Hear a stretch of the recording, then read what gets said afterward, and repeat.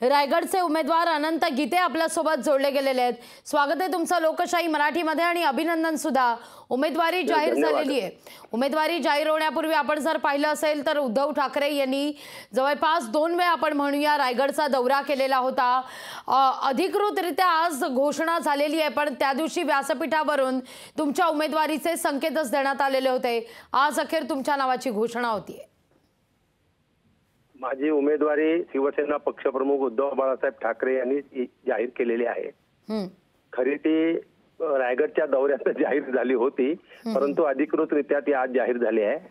आणि मी जसा उद्धव साहेबांनी माझी उमेदवारी जाहीर केली आहे तसा मी इंडिया आघाडीचा सुद्धा उमेदवार आहे। इंडिया आघाडी म्हणूनच आम्ही ही निवडणूक लढवणार आहोत। त्यामुळे या निवडणुकीमध्ये शिवसेना, राष्ट्रवादी काँग्रेस शरद पवार साहेब, काँग्रेस, शेतकरी कामगार पक्ष आणि इतर डाव्या विचारसरणीचे पक्ष आहेत, असे सगळे मिळून इंडिया आघाडी म्हणून ही निवडणूक लढतो आहोत। त्यामुळे अतिशय उत्स्फूर्त असा पाठिंबा या निवडणुकीमध्ये जनतेचा आहे। आणि त्यामुळे मागच्या निवडणुकीत निसटता जो माझा पराभव झाला त्याचं शल्य आजही रायगडच्या जनतेच्या मनामध्ये आहे, मतदारांच्या मनामध्ये आहे। ते शल्य दूर करण्याची संधी या निवडणुकीत मतदारांना मिळाली आणि त्यामुळे निश्चितपणे मतदार या निवडणुकीत मला विक्रमी मताने विजयी करतील। अगदी धन्यवाद आमच्याशी संवाद साधला त्याबद्दल।